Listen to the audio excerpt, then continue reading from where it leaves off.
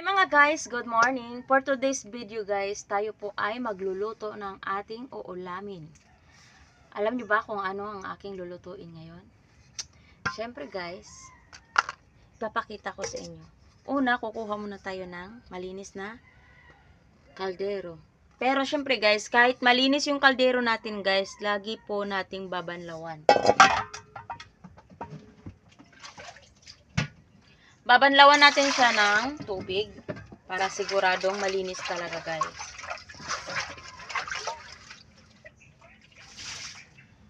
Tapos guys, ang gagawin natin next ay maghihiwa tayo ng sibuyas.